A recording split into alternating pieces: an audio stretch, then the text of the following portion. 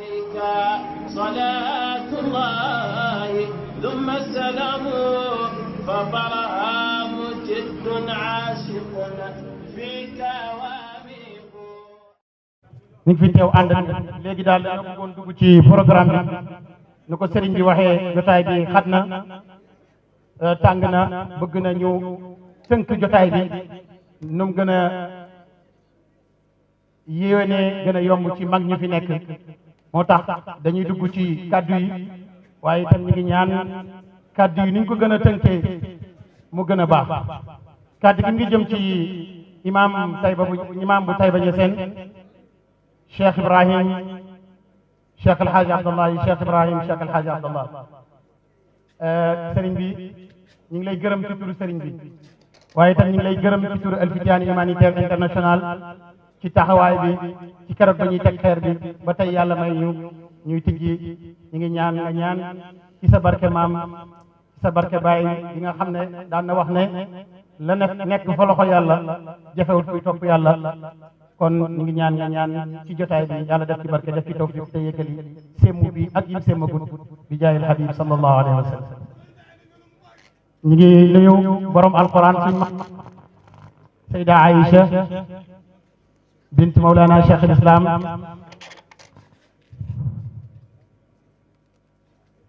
di nuyu suñu maam Cheikh Ahmad Khalifa yegg si léegi ba ñuy présenté doomi Mawlana Cheikh Ibrahima yi teew ci gannaaw boobu yegg seegut suñu maam al Khalifa Cheikh Mouhamad al Arabi Cheikh al Hadj Mouhamad Zeynab teew na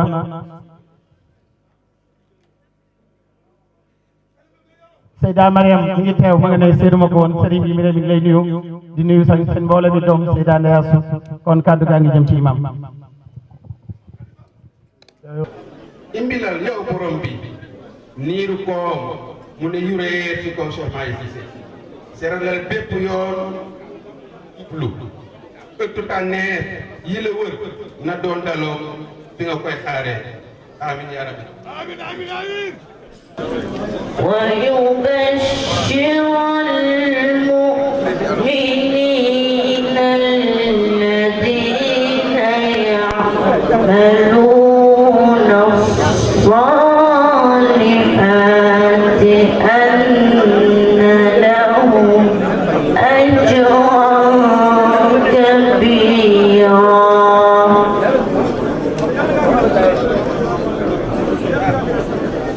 وأن الذين لا يؤمنون بالآخرة أعتدنا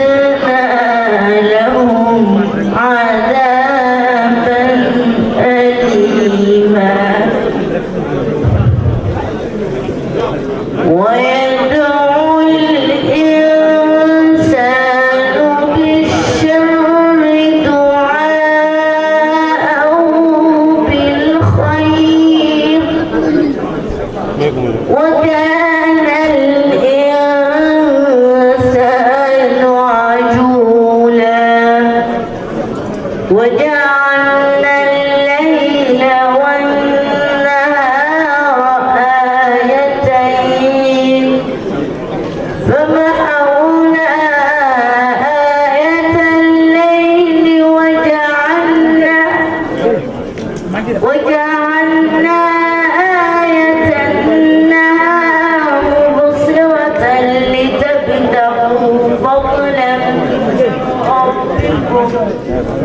لتبتغوا فضلا من ربكم ولتعلموا عدد السنين والحساب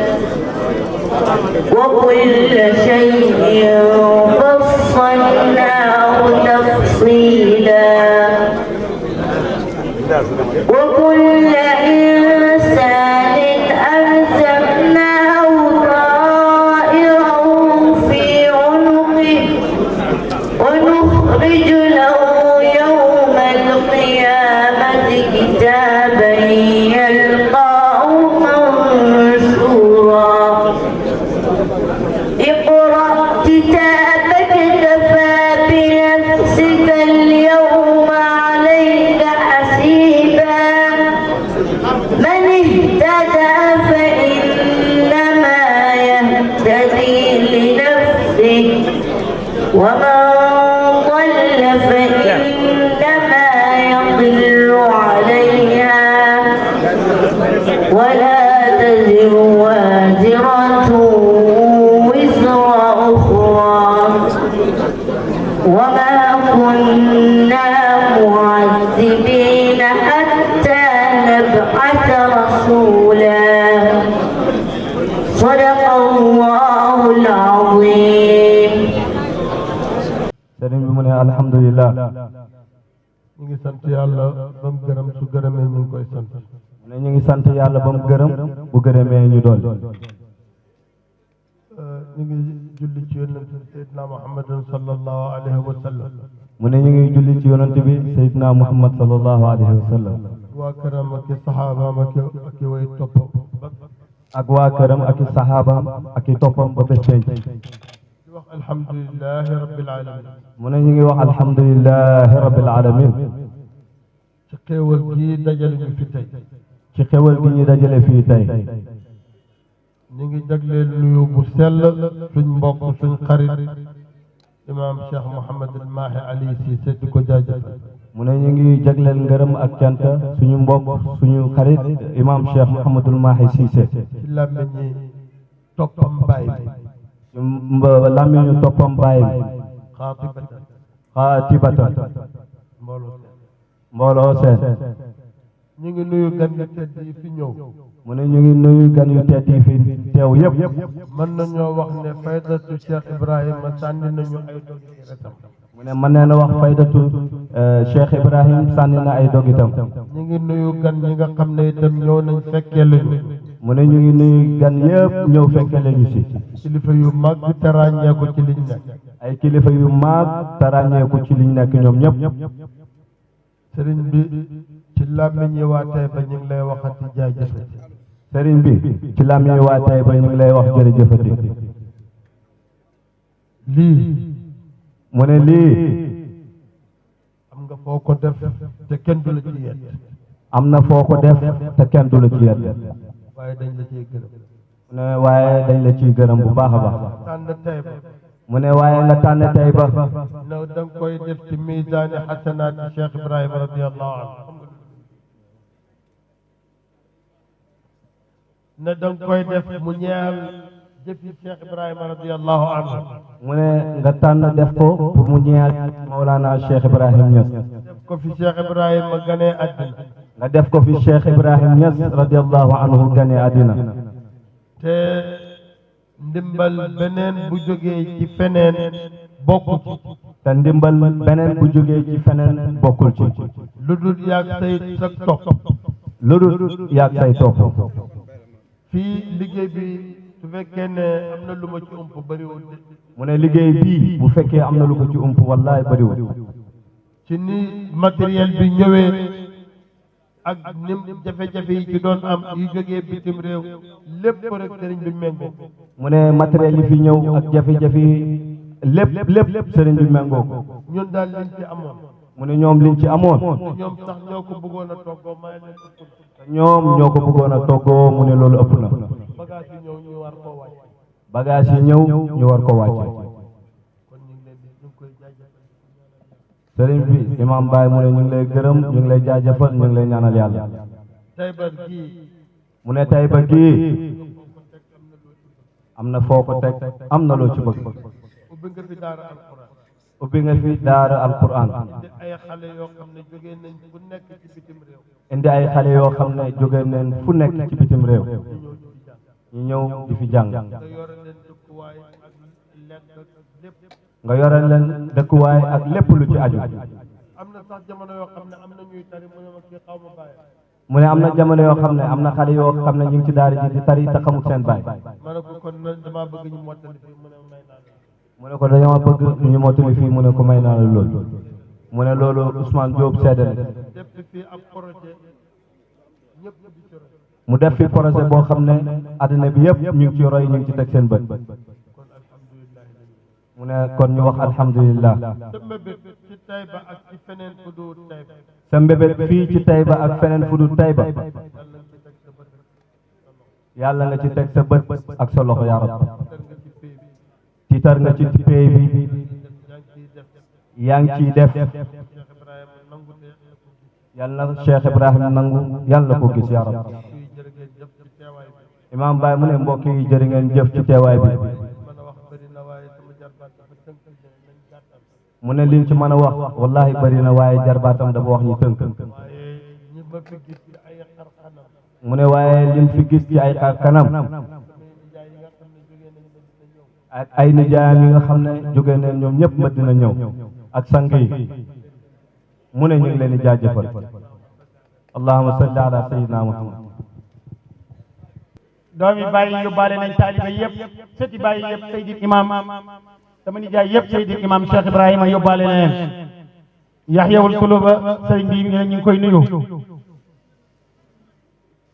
su ma duggee ci lim boobu du sotti mboolem sëtu bàyyi dama leen di dugal ci nuyoo Imam Cheikh Ibrahim Cheikh El Hadj Abdallahi mu yóbbaale ko waaw daa ko dugg ci ngërëm su ma ci duggee ci nuyoo bi du ma ko mottali ci ngërëm bi laa koy ñu dugal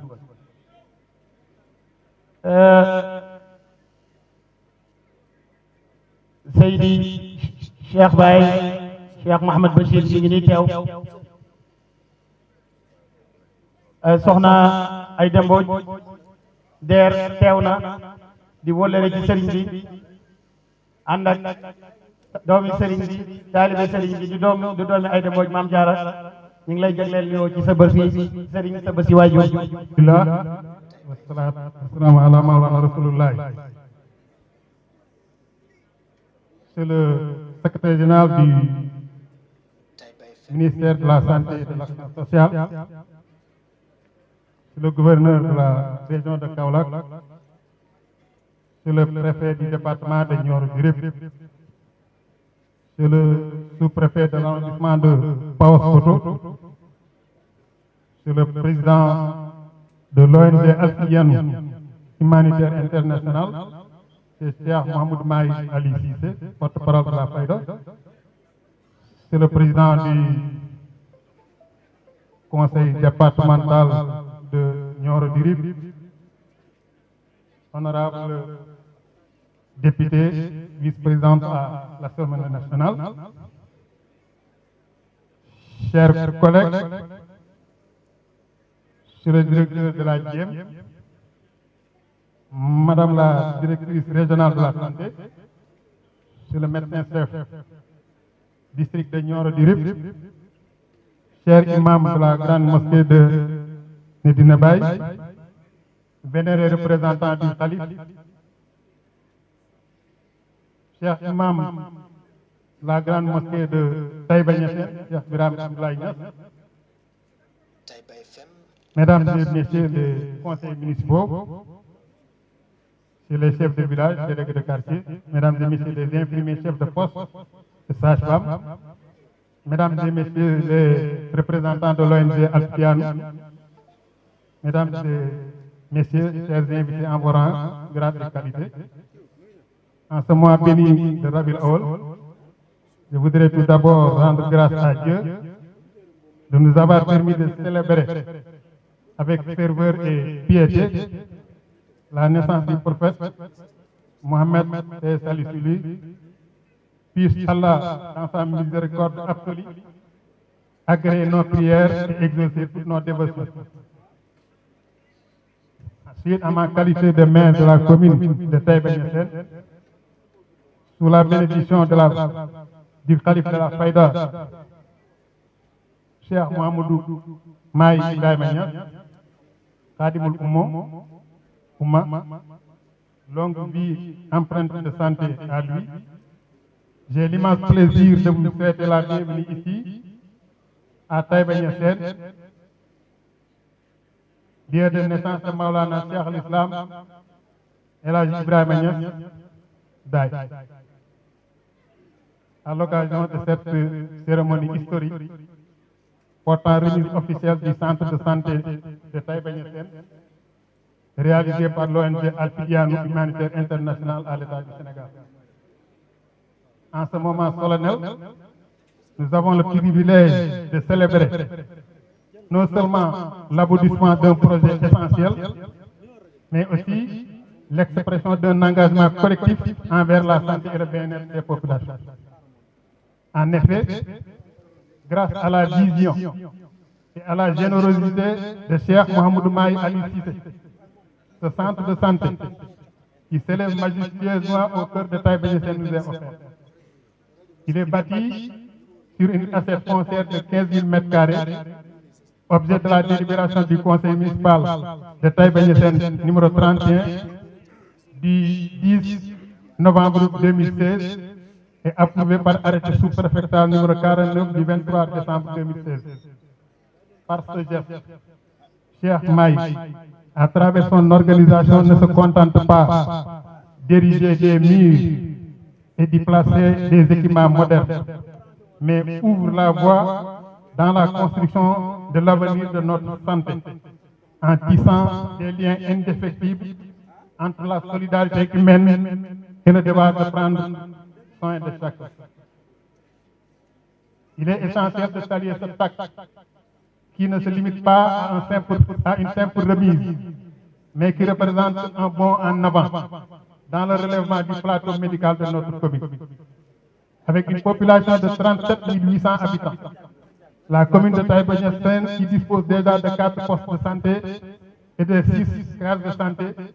avait néanmoins le défi de rapprocher et de garantir des services cliniques de qualité pour tous. Ceci, au regard de l'envergure internationale de la cité religieuse et de toutes les difficultés inhérentes aux évacuations sanitaires vers Nioro, Dirib et Kaolack. Aujourd'hui, avec la construction et la remise de ce centre de santé, nous faisons un pas décisif vers la réalisation de ces objectifs. Par l'acceptation de cette remise, l'État du Sénégal s'engage ainsi à mettre à disposition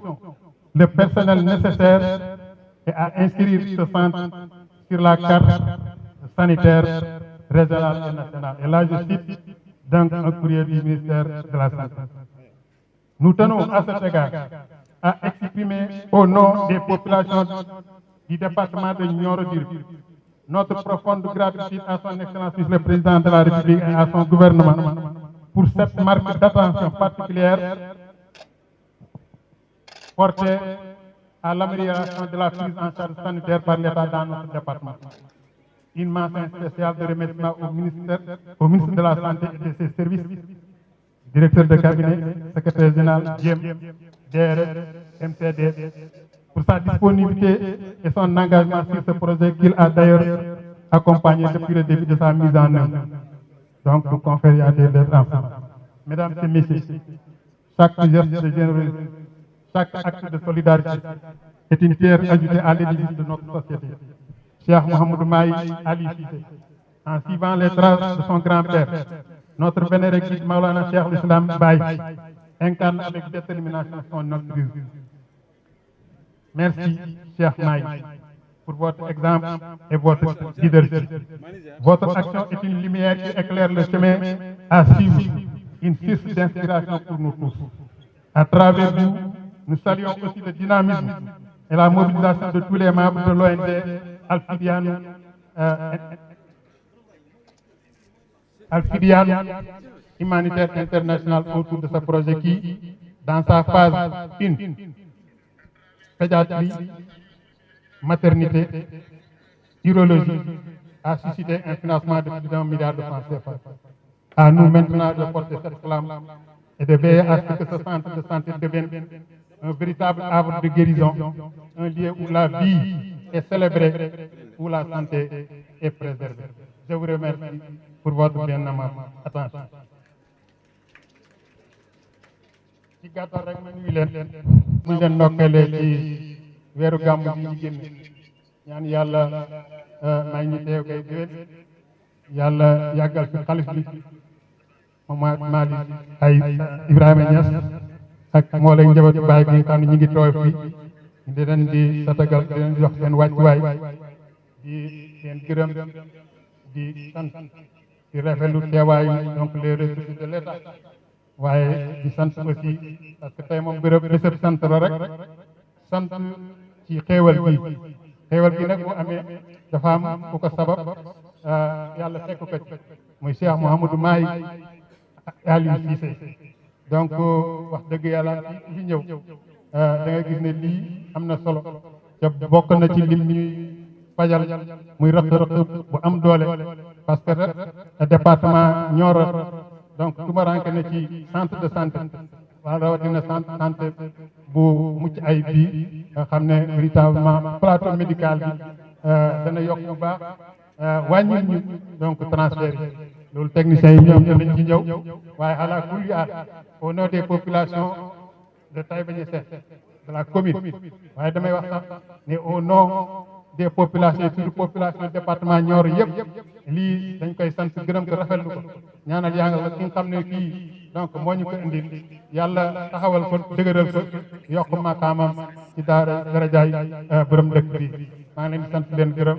allahumma salli ala sayyidina du ministre, Monsieur le gouverneur, Monsieur le préfet du département, Monsieur le sous-préfet. Comme vous le savez, le projet de construction d'un hôpital est un des projets les plus durs et difficiles à réaliser. Autant de plus pour une petite ONG, ce projet est devenu un projet pharaonique finalement, avec beaucoup de longue haleine et de patience. On a su réaliser le projet. C'est sous l'initiative de Cheikh Mouhamadou Mahi Cissé, en 2015, qu'il a souhaité l'initiative de créer l'ONG, et c'est une suite logique à son engagement social. Dès là, en 2016, il nous a prononcé son souhait de projeter ce centre, de proposer un projet ici dans la commune de Taïba Niassène. En 2016, permettez-moi de faire le petit historique. Donc en 2016, on a commencé à coordonner ce projet avec des experts, auditeurs externes qui ont proposé le projet et qu'on a coordonné avec la GEM et le ministère de la Santé. Le centre de santé de Taïba Niassène se base sur les plans types du gouvernement. Donc le projet se base sur les plans types du ministère de la Santé qui prévoit un centre de santé modulaire, c'est-à-dire flexible au niveau des services qui seront rajoutés au fil du temps sur le terrain. Pour la première phase, Cheikh Mouhamadou Mahi Cissé a souhaité de construire la pédiatrie, la maternité et l'urologie, parce que ces services représentent les soins de santé de qualité pour les femmes et les enfants qui sont les plus vulnérables couches de la société. Dans la pédiatrie, aujourd'hui, il y a 2 salles de consultation avec 2 salles de garde, puis la maternité avec 5 grandes chambres d'hospitalisation avec une quinzaine de lits et une chambre pour les individuels pour les cas de grossesse pathologique. Il y a également une examination avec radiographie, ultrason, une salle de vaccination et dans le service de l'urologie, il y a également une salle de consultation pour les gynécologues et la planification familiale. Donc, comme vous le savez, le projet a traversé la période difficile de la crise sanitaire du Covid. C'était après 2 ans de construction que la crise sanitaire nous a frappé lourdement. Le chantier était arrêté et puis on était sérieusement impacté par le SSQ. Après les derniers 3 ans de construction, on a dû aussi renégocier le contrat et ça la proclamation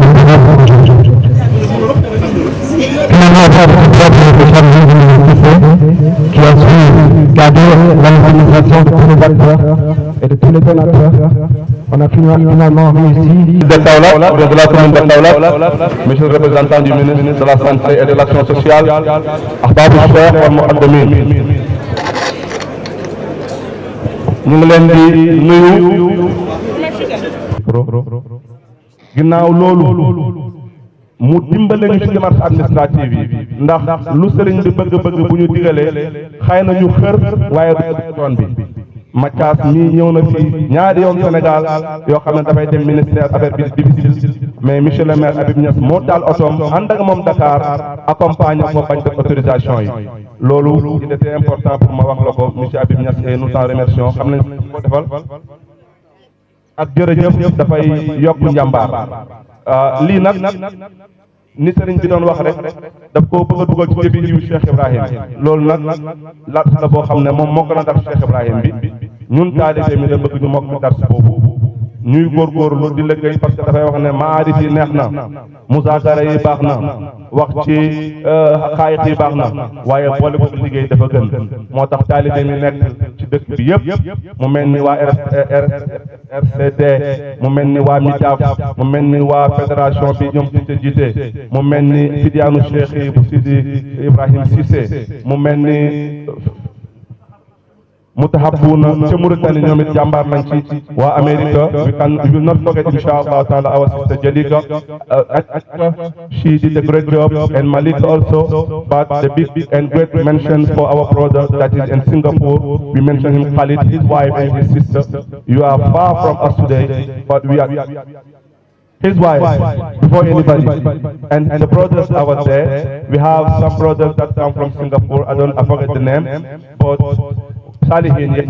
we cannot forget you, and we know that we can thank you, but the blessing and the reward will come from Sheikh, inshallah ta'ala. We are shouting our brothers and Northern America, Kaaba, and all the brothers.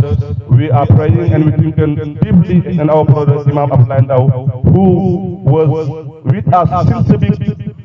till now. We will not go longer. We will just thank our brothers that come from UK. There is Suleiman Jan here. There is the bus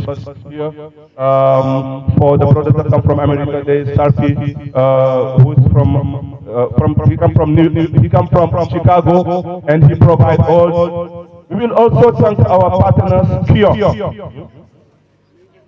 Dr. Abdul we will CMMA, this is the NGO that helps him to help us. Thank you very much. And Project Kio. Hello? And they have sent us one container of 40 feet, and another container that is on the way coming. Partenaire international comme Projet Kio, c'est eux qui ont équipé l'hôpital avec des matériels qui coûtent $350 000. Il y a déjà un conteneur de 40 pieds qui est ici, et il y a aussi un autre conteneur qui est pour dire que l'ONG ne s'arrêtera pas là. C'est pas que Cheikh va transférer l'hôpital, centre de santé au gouvernement. Inch'Allah, tous les années, l'ONG Al-Fidan International va équiper l'hôpital pour des lits, des machines qui n'existent pas, mais ce ne sera pas seulement pour Taïba Niassène, ce sera pour le département de Nioro, ce ne sera pas seulement pour le département de Nioro, ça va être pour la région de Kaolack et pour le Sénégal. Assalamu alaikum wa rahmatullah. Wa alaikum assalam wa rahmatullahi ta'ala wa barakatuh. Jërëjëf Cheikh Aboubacar. De Nioro aussi am na, bu Kasnack am nañ ci dons yi de matériel yi. Poste de santé de Taïba Niassène am nañ clinique Cheikh Hassan Cissé am nañ poste de santé de Medina Baye loolu dañ koy jox sëriñ bi mu jox ko adjoint wala ñu jox ko monsieur le maire ba mu jox ko bagage yi ñu ngi fii buñ paree mën ngeen a dem xool ko bu autorité di visiter site bi jërë ngeen jëf. Mahi Ali Cissé imam bu Medina Baye Niass di nuyu maire bu di ko ndokkeel di ndokkeel population yi Taïba Niassène fi teew yëpp di nuyu imam Cheikh Ibrahim Haj Abdullahi Niass suñ jarbaat suñ doom def dirib yëpp di sant xam ne bési mbégte la waaye bési citoyenneté la ndax lii ñu tabax citoyen bu Sénégal moo ko def citoyen boo xam ne ku daan wax sëriñ si ne ay citoyen ordinaire lañ da nga juum ndax sëriñ si duñ ay citoyen ordinaire ñuy sant yàlla bu baax fii bañ koy commencé jaaroon naa fi ñëwoon naa fi ànd ak Cheikh Mouhamadul Mahi mii ñu ñëwoon seet si tool baay yàlla def lii tey ñu koy sanc ñu ciy sant yàlla bu baax fekke woon nañ ko ca commencement ba tey lañ koy inauguré ñuy ñaan yàlla mi nga xam ne moo mayoon doole Cheikh Mouhamadul Mahi Ali Cissé ak itte ji nga xam ne taxawee na ko fii ci Taïba Niassène te dañuy wax ne wala garwa ndax doomi Seydi Ali Cissé radiyallahu taala anhu su demee bay def bijou bu mel nii ci biir Taïba Niassène def na li ko war mënoon na ko yóbbu feneen de te feneen it soxla nañ ko waaye Taïba Niassène la xelaat fii nga xam ne moom la barab bi maamam bi nga xam ne lépp loo xam ne am na ko ci barke mu tasaaroo ci àddina bi yëpp fii la soqeekoo muy barab bi Alaaji Abdoulaye Niass mi nga xam ne moo meññ famille Niassène ñëpp te ñëpp nekk benn ñuy sant yàlla bu baax di gërëm ñi nga xam ne dugal nañ ci seen loxo ci biir ak ci biti di sant yàlla ñi nga xam ne def nañ ci seen xelaat def nañ ci seen itte ba bés bii mën a am tey ñuy gërëm nag autorité sénégalaise yi fi nekk ndax Cheikh Mouhamadul Mahi am na ñu ko xelaloon ne ko na ko gérer waaye lim def noonu la état mun naa defar lépp dara taw ko waaye dafa am ay priorité bi ko yàlla xelalee dimbale ko moom mu def bijou bii fii ci Taïba Niassène ba pare jox ko état mën ko gérer kon Seydi Mahi ñu ngi lay gërëm di la sant di gërëm say mbokk yëpp yi di sant Cissé te Mouhamed Cissé jiite ko ak Seydi imam Alioune Cissé al imam al akbar ak mboolem ahlu Cissé ñu ngi leen di gërëm di leen sant di leen ñaanal yàlla gën a taxawal taxawaay bi monsieur le maire yaakaar naa ne sas nañ la Cheikh Mahi sas na la ndax compétence yi nga xam ne état moom la jox collectivité locale yi ci sa loxo la ko yàlla teg poste de santé yi ku ne xam ne ne ci compétence yi conseil municipal lañ ko teg kon bokk Habib bijou baa ngi nii Serigne Mouhamadul Mahi Cissé defar na ko dañu ko teg ci loxo état teg ko ci sa loxo ngeen jàpp ko bu baax ba lépp lu aju ci maintenance ak lépp lu aju ci nit ñoo xam ne darañ xarañ pour mën a jël conseil bi liggéey ko lam ko war a defee wassalaamu aleykum wa rahmatullah ngay ziyaare Baay ya cheikhu inni lakum abdun fa ha ana da bayna alxiyaami arumu alwasla walmadada hal anta tuctiquni am hal tuabiduni ubudatan saada minha kullu man saida jaama Baay laa yow Baay sa jaama ngoo ndax danga may goreer wala nga may bàyyi ma des ci ñaameel bi nga xam ne ñu nekk sant yëpp ci buntu boobu lañ nekkee sant moo tax maamam sëriñam lam taggee woon Baay sa bëkki néeg bi sa liggéeykat bi nga xam ne buur yëpp da nga koy liggéeyal yàlla may na la maqaama boobu sëriñ bi Cissé ñu ngi lay ndok ñu ngi lay gërëm ñun sa topp doo wax bañ am lu ñu métti doo jëf bañ am lu ñu métti sa lépp sa maam lay tegtale pay bi sa taxawaay ak fiiraange gi nga ci am man de gëj naa koo xam ci sa nijaay sa royuwaay Cheikh El Hadj Abdallah Cheikh Ibrahima lépp loo xamante ni image yi pay bi lay représenté yaa ci gën a fiir yaa ci gën a mën a taxaw dëgg-dëgg ñu ngi lay gërëm ñu ngi lay sant waxtu bu nekk la sa maam wax wal xayri yaxdiku li mu wax ne ma gélam ci yonent bi sallallahu alayhi wa sallam ci la Medinaam di kawee ci mboolem dëkk yi te waxtu bu nekk yiw doy su di gongee ko di ci ñëw waxtu bu nekk yaa ngi def ittee di dëggal sa waxi maam jooju sëriñ bi yàlla na yàlla yàggal sa taxawaay yàlla na yàlla guddal sa fan yàlla na yàlla sottil sa mébét sa yëngatu lépp lu la waay yéene yàlla na yàlla jëflanteeg moom ci loolu xol yi sedd na taalibe yi gërëm nañ mbokk yi gërëm nañ soppe yi gërëm nañ ñu dulli sax gërëm nañ sa yoon mu njëkk ci Singapour ña la invité woon ba yaa ma nettali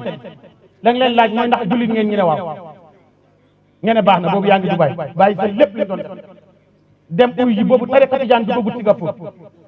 ci sa itte ci la tariqa tijaan duggee foofu ci sa taxawaay ci la fay di Cheikh Ibrahima yeggee foofu te loolu may nañu tey ba ñun taxaw nañ taxawaay bu rafet ci hôpital bii nii hôpital bii amul benn ONG wala benn structure bu ñëw taxaw financé ko himmaay sëriñ bi ak bëgg-bëggam ak taalibe bi mu ànd ak bëgg lu baax ñëw waxtaan ceeg moom sëriñ bu neex a ànd ak waxtu bu nekk duhut ne xalaatam lay jiital ci li ñuy def daf ñuy wax waxtu bu nekk bu fekkee ki amee wax yu mu yonent yàlla Muhammad sallallahu alayhi wa sallam moom lañ dénk ne diisoo asuma ñun ñu amul wax yu dem leen ngeen waxtaan lu ngeen déggoo rek ànd naa ci sëriñ bi jërëjëf sëriñ bi jërëjëf sëriñ bi jërëjëf kàddu gàngo sayyidina wa mawlana Muhammad ibn Abdillah wa ala alihi wa sahbihi wa man wala assalaamu aleykum wa rahmatullahi taala wa barakatuh mbokki Taïba Niassène mbokki Medina mbokki taalibe yëpp ñi ngi nuyu kenn ku nekk ci turam ak ci santam ñi ngi nuyu secrétaire général du ministre de la santé mi teew nii Mbayeen Serigne Mbaye waaye ñi ngi nuyu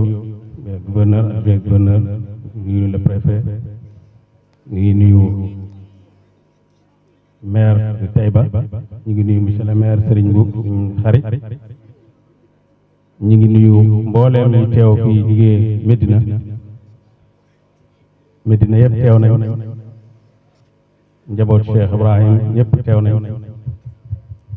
ci njiital Cheikh Mouhamed al Khalifa Abdoul Malik Cheikh Serigne Mbaye ak suñu yaay Seyda Ndeye te Seyda Mariam suñuy mag Seyda Nafis Cissé Seyda Ali Cissé Seyda Safia Seyda ñi ma gis ak ñi ma gisul ñi ngi nuyu suñu jigéen Aïda Mbodj Der ak njabootam di nuyu Fadilou Keta di nuyu Rokhaya Ndiaye di nuyu suñu xarit Thiali Faye di nuyu waa Sonatel di nuyu mboolem ñi nga xam ne teew nañ fi ñi gis ak ñi gisul di nuyu Cheikh Mouhamed Cissé imam buñ ko nuyoo nuyu nañ Cheikh Seydi Bachir Seydi Ousmane Seydi Hadj Abdoulaye suñ nijaay Cheikh Seydi Arabi ak rakam Cheikh Ibrahim Hadj Mouhamed Zeynab suñ nijaay Mahmoud Cheikh Mahmoud di nuyu mboolem ñi fi teew ci njiital imam Taïba Cheikh Ibrahim bi nga xam ne liggéey bi biñ ko commencé xam bu yëpp ñoo ko bokk enu te lépp ñu soxla fii rek ci laaj la ñuy ñëw bu ko xamee rek ne moo ci taxaw taxawaay bi ñu ci war a taxaw parce que xam ne liggéey bi ñu ngi ngeen jëloon lim nga xam ne moom it ci ñi ñu war a gërëm la ci hôpital bi ndax am na ci taxawaay di ma ne imam Cheikh Ibrahim mi nga xamee ne xam na ne fii lépp lu fi yëngatu bàyyi moo tax ñu ko yëngatu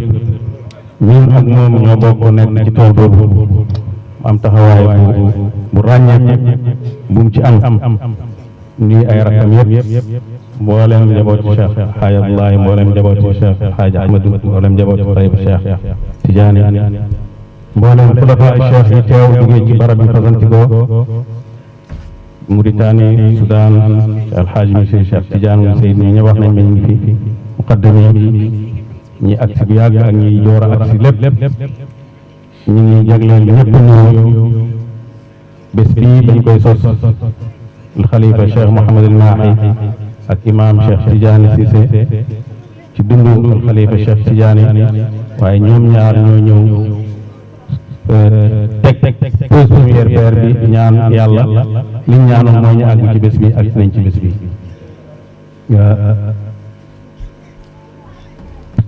ñoom ñëpp dañoo am ngànt waaye ñun lañ teewal ñoom Babacar bi ñu jàpp heure bi nee naa ko kuy jàpp jotaay ci Medina nga def ko suba teel koo gisul jox ko ngànt waaye dëgg-dëgg waa Medina kenn jox sa bopp ngànt góor ñeeg jigéen ñi mag ak ndaw ñëpp ñëw nañ waaye noonu la li ko waral mooy xam nañ ne lii Mahi Cissé moomu ko El Fitiano moomu ko Cheikh Ibrahim moomu ko ndax El Fitiano bi ñi ci nekk ay taalibe Baay muy Luxembourg muy Amérique docteur Abdou Khadir ngi neen teew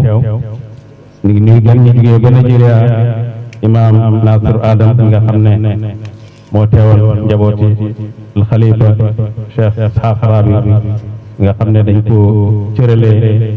ngir taxawaay bu mu amoon démb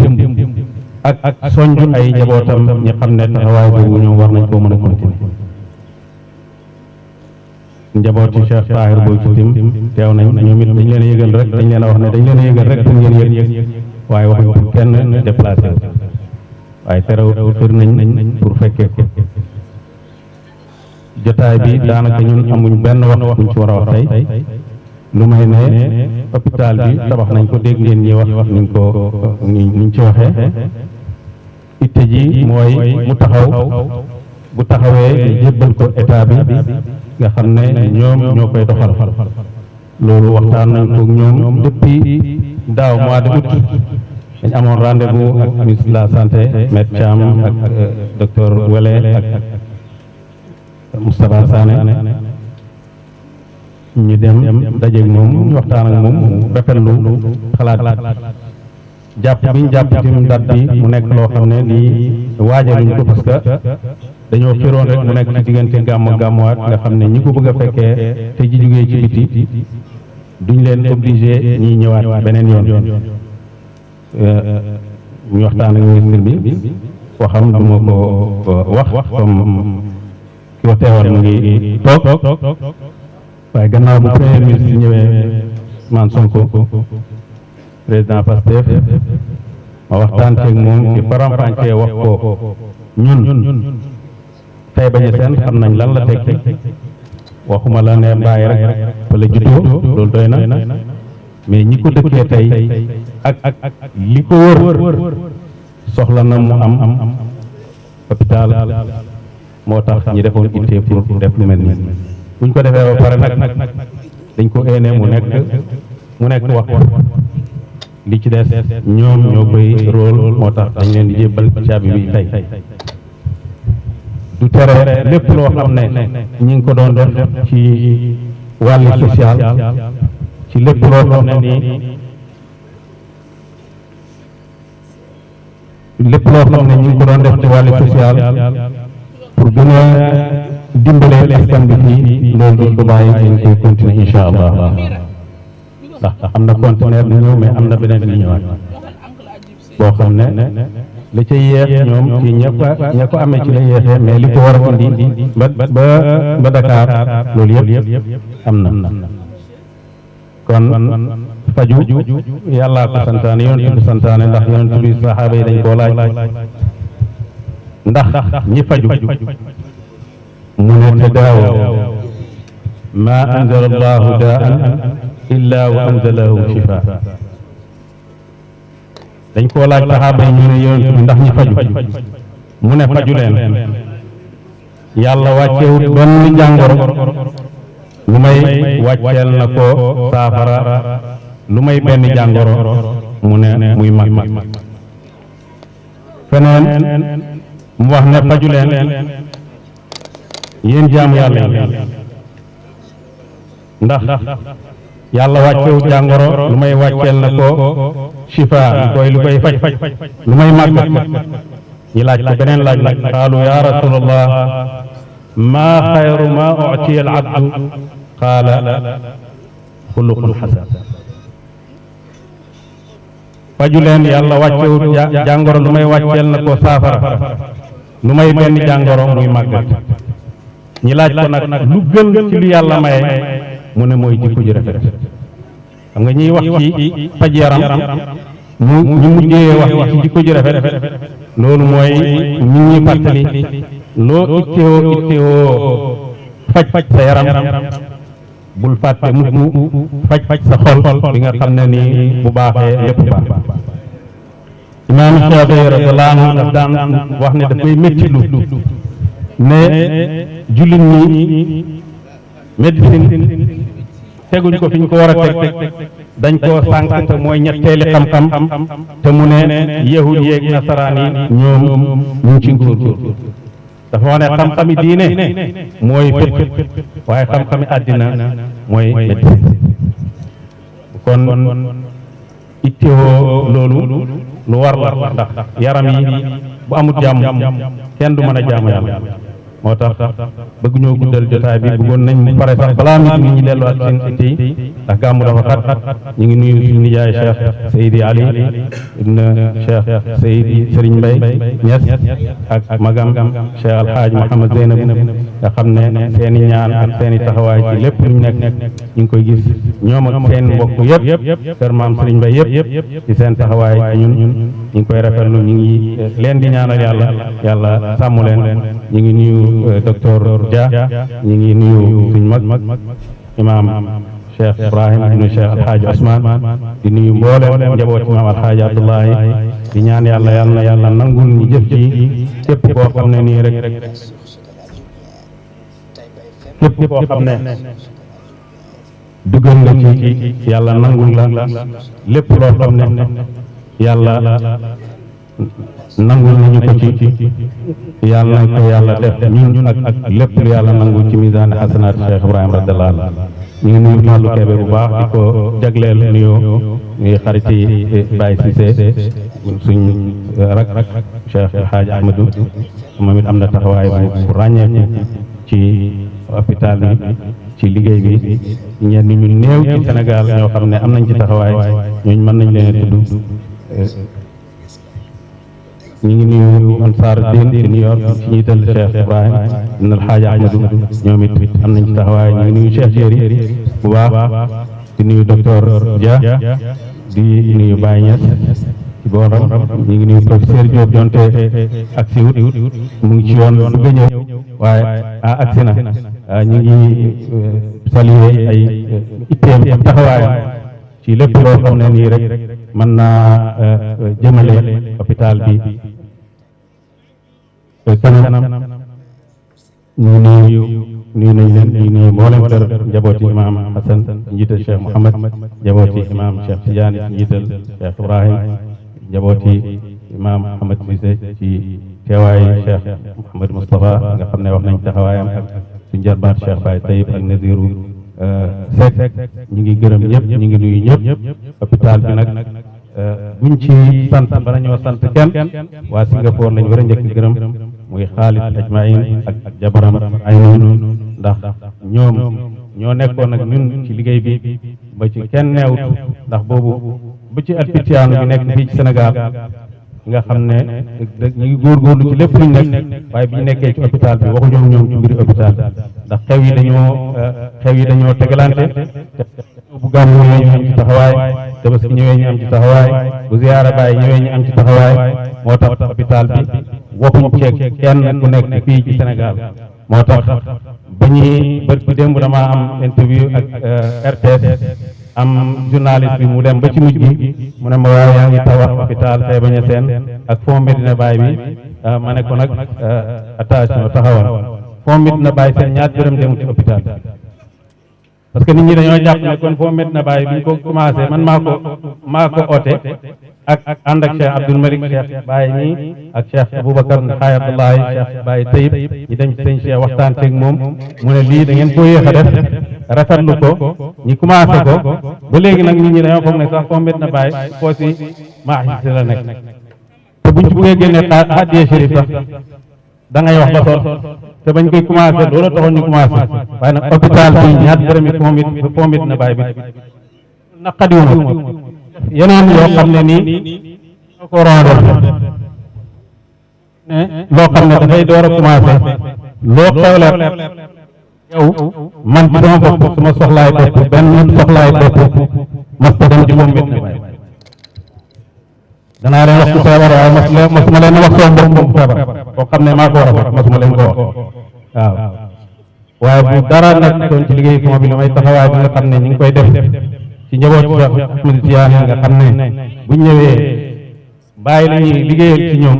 te ba fond bi commencé ba léegi dégg naa Aliou Diop keroog mu wax ne 96 millions génneegum nañ ko ci gàmmu li ñuy génnee addiya di ko jox shérif yi te moo ñu génnee ci indi leen addiya shérif loolu rek doy na pour fond bi mën fee nekk def na tabax bala mu tabax école arabe bu ko fond bi tabaxoon ñun ñoo ko war a tabax la école yi bàyyi te nag sëru bële fond bi moo ko tabax bu ko defoo doon ñun ñoo ko war a def li nga xam ne nii ñu ngi koy def ci way mbokk yi feebar loolu liggéey pour Medina Baye bi foofu la nekk waaye hôpital bii daal dañ ñaar dem maa ngi gërëm Seyda Oumou Niang maa ngi gërëm ñi teew ñëpp ñi ngi ñaanal ñëpp yàlla yàlla gërëm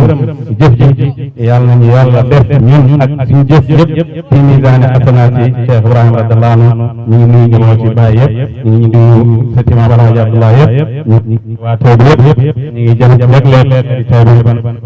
nuyoo ak ngërmande ndax pour ne dafa joxe suuf rek dafa gunge ONG bi ci lépp loo xam ne nii bépp këyit boo xam ne nii soxla nañ ko war a yoonal li ngay nekk nga xam ne amul dara loo ci def ñiy wax ne lu tax nga def lii ñu ngi delluwaat di nuyu imam Cheikh Ibrahima Haye Abdoulaye di nuyu président Ansar bi Oustaz Ahmed Fadi di gërëm Babacar Konté Ousmane Diop ak mboolem waa kër gi nga xam ne ñoom ñëpp suñ liggéey seen liggéey ci suñ biir liggéey lañ nekk ñu ngi gërëm docteur Wele ñu ngi ñaan yàlla gërëm liggéey bi nga xam ne tamit bépp kayit administration bi rek jaar na ci loxoom ñu ngi nuyu Modou Ndiaye Rahma ñu ngi nuyu Serigne Ali Dem l'ambassadeur doomi Cheikh Seydi Hassan Dem di nuyu waa Mauritanie yi teew waa Burkina Faso waa Nigeria waa Soudan docteur Seydi Ali Cissé ñu ngi jógee ba Soudan Seydi Muxtaar ba tey waa Soudan la ñoom ñëpp ñu ngi ñëw bokk ak ñun jotaay bi ñu ngi leen di ñaanal yàlla ñu ngi ñaanal yàlla imam Nasir Abdullah tabaraka wa taala yatawalla anna mukafaatakum wa tarji'u ila biladikum salimina ghanimina ma'jurina mahfuzin bi ayni inayati rabbaniyati. Assalamu alaykum wa rahmatullahi wa barakatuh. teewaayam di rafetlu teewaayam ak mboolem ñi nga xam ne ñi ngi fi teew rek maa ngi bala ñoo jox imaam Mouhamed Cissé mu ñaan du ñàkk a tudd Abdoulaye Congaan mi nga xam ne moom moo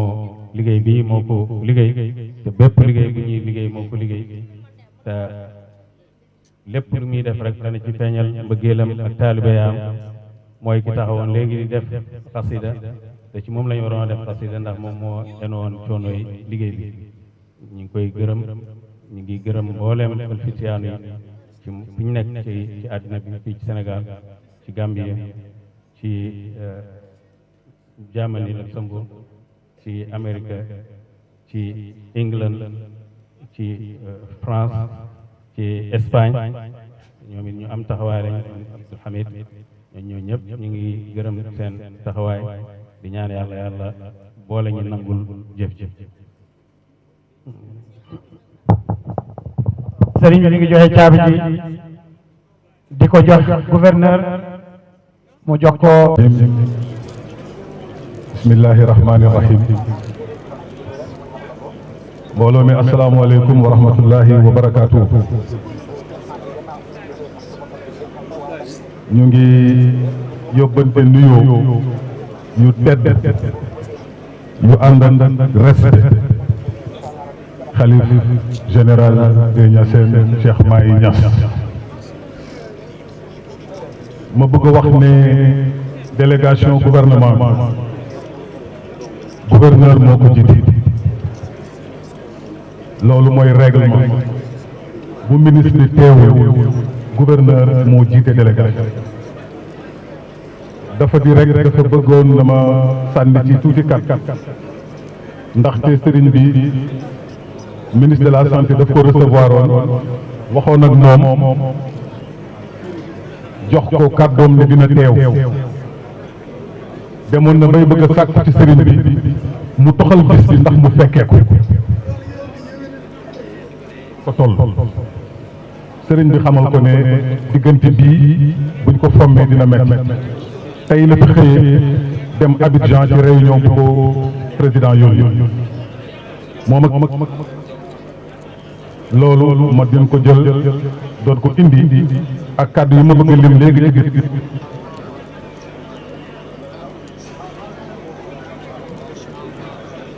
maa ngi nuyu ñu fi fekk ñëpp di nuyu le maire de Kaolack mu ngi nekk sama wet di nuyu waale itam madame Aïda Mbodj bu DER honorable député di ñu àndal di nuyu ñi nga xam ne ñëpp teew nañ maire tey ba ñu seen ak ñi ngi perte ñëpp monsieur le gouverneur de la région de Kaolack madame la directrice régionale de la santé de Kaolack monsieur le président de l'ONG Al-Ikhwan humanitaire international Cheikh Mouhamadoul Mahi mesdames, messieurs, autorités administratives, sanitaires, religieuses, mesdames, messieurs, représentants des délégations internationales, chers invités, c'est avec un immense plaisir et une profonde reconnaissance que je prends part ce jour à cette cérémonie de transport officiel de ce centre de santé réalisé par l'ONG Al-Ikhwan humanitaire international au bénéfice du ministère de la Santé et de l'Hygiène publique. dafa mel ni la nga war a wax léegi ñu ñaan cérémonie noonu ñu renouveler confiance au ministère de la Santé mën a ko léegi ministère de la Santé et de l'Hygiène publique sëriñ bi defal ko ci ñaan dañ ci am ay ndam pour mën a réunir le programme. Ce projet est le fruit d'un engagement communautaire exemplaire et d'une coopération fraternelle fondée sur les valeurs de solidarité, de foi et de responsabilité partagée. Ce moment solennel marque bien plus qu'une remise de clés. Il incarne la convergence entre les aspirations locales, les ambitions nationales et internationales. En effet, ce centre répond de manière concrète aux priorités définies dans notre agenda national de transformation indiqué par le président de la République, son Excellence M. Bassirou Diomaye Diakhar Faye, notamment en matière de renforcement de l'offre de soins de proximité, de réduction des inégalités territoriales en santé et de valorisation des partenariats stratégiques. C'est bien heureux de saluer cette formidable capacité à conjuguer régulation sociale, foi religieuse et solidarité citoyenne au bénéfice des populations. La lettre de politique sectorielle 2025-2029 du ministère de la Santé et de l'Hygiène publique nous engage à bâtir un système de santé résilient, inclusif et équitable. Ce projet porté par l'ONG Al-Ikhwan humanitaire international illustre parfaitement cette vision et témoigne de la capacité des communautés à s'organiser, à financer et à réaliser des infrastructures de santé durable dans le respect des normes et en dialogue constant avec les autorités. Je tiens à saluer ici l'engagement de Cheikh Mouhamadoul Mahi pour la pertinence de son action et la qualité de son leadership. À travers cette initiative, il réaffirme le rôle essentiel des autorités religieuses dans l'édification d'une société solidaire, équitable et responsable. Je voudrais également souligner la présence des délégations étrangères qui confèrent à cette cérémonie une dimension internationale et fraternelle. Leur participation renforce notre conviction que la santé est un bien universel et que sa promotion passe par des alliances frontalières et transfrontalières fondées sur la confiance et le respect mutuel. enfin, je tiens à rassurer les populations que les services techniques du ministère de la Santé et de l'Hygiène publique accompagnent ce projet avec rigueur et bienveillance afin de garantir sa conformité aux standards nationaux et internationaux. Mesdames, Messieurs, ce centre va passer désormais entre les mains de l'État, mais il demeure dans le cœur de la communauté. Il nous appartient collectivement de l'aimer, de le faire vivre, de le faire grandir. Je vous remercie pour votre engagement et votre confiance. Ensemble, nous bâtissons un Sénégal en bonne santé, solidaire et transparent. Je vous remercie de votre aimable attention. li ñu bëgg a wax ci wolof mooy ne li nga xam ne moo ñu fi dajale dafa nekk loo xam ne dafa rafet ñu am ci yaakaar ndax boo xoolee sax fi ñu ko teg diggante gàmmu ak gàmmuwaat diggante bis yu juddu yonent bi sallallahu alayhi wa sallam ak bis bi nga xam ne dinañ ko gëm mu nekk bis bu nga xam ne mu nekk période boo xam ne période bu timing bu baax la ñu bëgg a wax ne dafa nekk combinaison entre engagement communauté bi ak état bi engagement service yi nga xam ne ñoo nekk ñi ñu sas pour ñu doxal wàllu politique sanitaire ci gouvernement bi ak ñi nga xam ne normalement ñoom ñooy bénéficiaire wante ñoom ñu xool ne état bi dong mënu ñu def seen dajaloo def seen xalaat topp nag esprit ak xalaat ak yéene ak taxawaay koo xam ne ci àdduna ràññee nañu mu nekk njabootu sunu maam Cheikh Ibrahima Niass ñu xam li mu dox ci jamono ñu xam li mu dox ci àdduna bi xam ne njabootam bu doxee lii ànd kook ay taalibe ànd kook pexeem ànd kook xalaatam ñëw ci wetu état ne damay defar su ma paree jox état loolu dañ koy rafet looloo tax docteur Ibrahima Sy ministre de la santé et de l'hygiène publique ndax noonu la ministère bi tudd depuis démb ñu wax sëriñ bi mu gën ko ñaanal ndaxte président joxaat na ko confiance dénkaat ko ministère bi soppi tur bi ñu wax ne kon moom dafa amoon yéene fekke lii dafa amoon yéene bi lool mais comme tey dafa xëy dem mission mu ne nañu ñëw ànd ak gouverneur ndax ci administration bu fekkee ne ci gox ministre nekk fa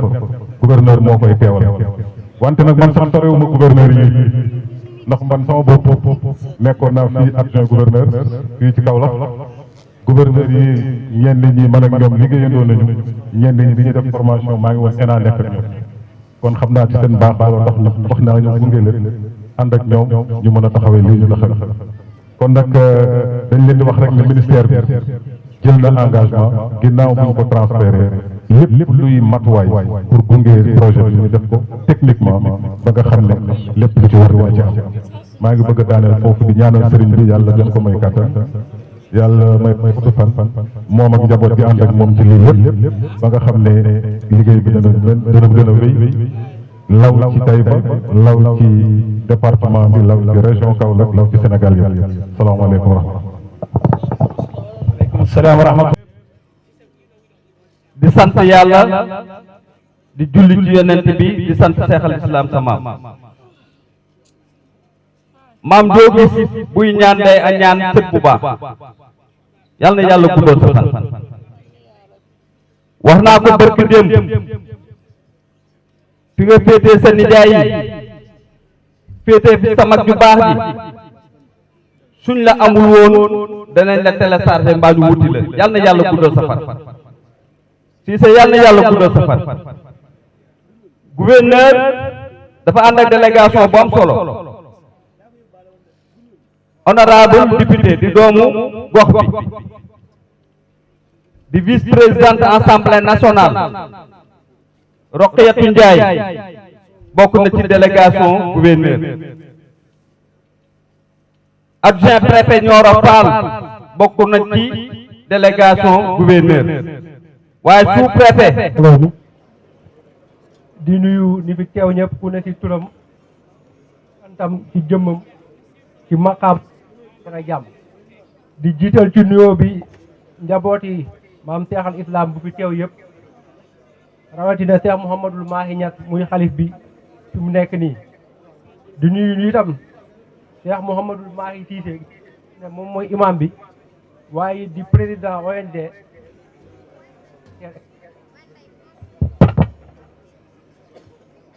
ba tax na comme nu ko monsieur le secrétaire général waxee rek kàddoom yu mu yëkkati na am na solo ba buñ ci yemoon rek dina doy waaye da di ne comme nu administration tëddee moo tax ma ciy toftal kàddu yi rek monsieur le préfet du département de Nioro, monsieur le sous-préfet de l'arrondissement de Paoskoto, monsieur le secrétaire général du ministère de la Santé et de l'Hygiène publique, l'honorable député Roque Ndiaye, monsieur le président du conseil départemental de Nioro, monsieur le maire de la commune de Taïba Niassène, monsieur le maire de la commune de Kaolack, distingué Cheikh Mouhamadoul Mahi, président de l'ONG Al-Fidiyanu Humanitaire, Tidiane Cissé, madame et messieurs les départementaux, madame et messieurs les représentants des délégations de la Mauritanie, du Nigeria, de la Gambie et des pays frères de la sous-région, distinguées autorités locales, religieuses et coutumières, distinguées de la fête des titres, chères populations locales, distingués invités, chers membres de la presse, mesdames et messieurs, j'éprouve un grand honneur et une profonde satisfaction à prendre la parole en ce jour, à l'occasion de la cérémonie de remise officielle de la première phase du centre de santé de Taïba Niassène. Permettez-moi tout d'abord d'exprimer au nom de monsieur le ministre de la Santé et de toute notre reconnaissance à l'ONG Al-Fidiyanu ainsi qu'à son président, Serigne Cheikh Mouhamadoul Mahi Cissé, pour cette initiative remarquable et porteuse d'espoir. Votre organisation, présente sur 3 continents et dans 9 pays, illustre parfaitement la force d'un engagement humanitaire universel ancré dans les valeurs de solidarité et de justice sociale. Avec plus de 200 bénévoles mobilisés, vous démontrez que l'action collective, lorsqu'elle est guidée par la foi et la volonté de servir, peut transformer durablement le quotidien des populations. Le centre que nous recevons aujourd'hui n'est pas une simple infrastructure, un espace d'espérance et de vie. Pour répondre aux besoins sanitaires urgents de la commune de Taïba Niassène. Avec cette première phase, qui regroupe la maternité, la pédiatrie, l'urologie, Al-Fidiyanu national, nous offre une réponse adaptée, intégrée et durable. Ce projet traduit l'engagement à garantir un accès équitable à des soins de santé de qualité en parfaite cohérence avec les objectifs de développement durable et l'agenda national de transformation au Sénégal 2050. Je voudrais saluer tout particulièrement la vision et l'action de Cheikh Mouhamadoul Mahi Cissé à travers cette initiative perpétuer une transition profondément ancrée dans notre pays où les guides religieux étaient au cœur des dynamiques sociales, éducatives et sanitaires. Avec l'islam, tel que vécu au Sénégal, est une école de solidarité, de justice et de collective. De ce projet réside dans son mode participatif, issu de contributions volontaires des fidèles, des membres de la communauté et des partenaires. Il illustre de façon exemplaire la puissance de la coopération fraternelle et de l'entraide. Ce mode a été un acte de foi, un acte de responsabilité et un acte au service rendu. Voilà une leçon précieuse. Le développement durable est possible lorsque local et de valeurs spirituelles partagées. La remise de cette première phase constitue à la fois l'aboutissement d'un formidable travail collectif et le début d'une nouvelle dynamique en tant qu'État à travers le ministère de la Santé et de l'Hygiène publique. Nous réagissons ici notre engagement à accompagner pleinement le centre dans sa et son intégration dans le système national de santé. Ensemble, nous œuvrons pour qu'il devienne un pôle de référence et un modèle de partenariat réussi entre la société civile, les autorités religieuses et l'État. Je tiens également à saluer chaleureusement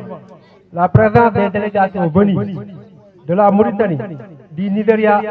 de la Gambie et d'autres pays de la votre témoigne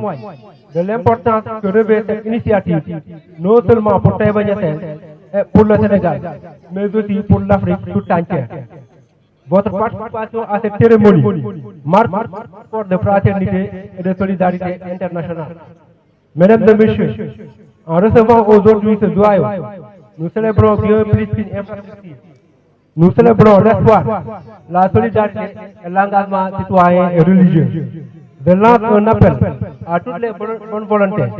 nationales et internationales, pour poursuivre cette dynamique, ce type d'initiative de nos peuples. Je déclare officiellement la première phase de Taïba Niassène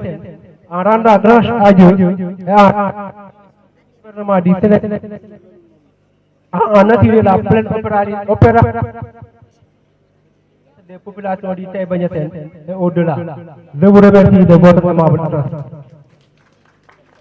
ma tënk ko tuuti ci wolof rek di nuyu ñu fi teew ñëpp ku si ne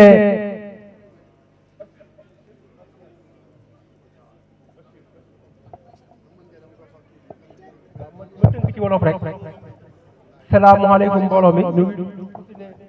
ci santam ak ci dara jaam ak maqaamam di nuyu autorités yi fi teew yëpp sànq ci présentation bi ñëpp dama fàtte madame le délégué général de la DER moom it teew na fi ñu ngi koy nuyu ci teewaay bi di wax ne tey bési mbégte la ak contentement gannaaw bu ñu leen dokkalee ci gàmm bu ñu jógee tey di am mbégte contentement di teew fii nii di réceptionné centre de santé bii nga xamante ne fii Cheikh Mouhamadul Mahi Cissé ànd ceeg ONG Al Fityanu humanitaire international tabax ko équipé ko ngir jox ko état bi di wax ne loolu nag du gulet fii nii ci Sénégal parce que gis nañ ne autorité religieuse yi gannaaw si jàppale askan wi ñu nekk ci mbirum diine ci xam-xam ak ci dundin ñoom it ñu ngi yëngu bu baax a baax ci luy jëmale askan wi kanam du gulet aussi ci famille Cheikh al Islam ñu def lu ni mel ba tax na tey jii nii day acte bu rafet bu nga xamante ne si ñu ngi koy saluer bu baax a baax organisation bi nga xamante ne si moom lañ Al Fityanu humanitaire international mu ngi nekk ci lu toll ci 9 pays mais aussi ci 3 continents ba tax na tey hôpital bii nii centre de santé bii nii ñu tabax jagleel ko état centre de santé boo xamante ne si day ñëw ngir dimbale état ci jafe-jafe askan wi aux services sociaux de base ba initiative bu ñu rafetlu di wax ne initiative bi ñu ngi koy te fas yéene nañ ko accompagner ba ñu am ci lu sut seeni njort ñu ngi gërëm ñëpp di sant ñëpp aussi di wax ne remise bii nii ci phase première bi état Sénégal jox service yu nekk ci région bi yëpp bu baax a baax ba li nga xamante ne ci moom lañ ci mëbët dinañ ci mun a ànd ba taxawu askan wi bu baax a baax ñu ngi gërëm ñëpp di sant ñëpp jërë ngeen jëf صلاة الله ثم السلام فطرها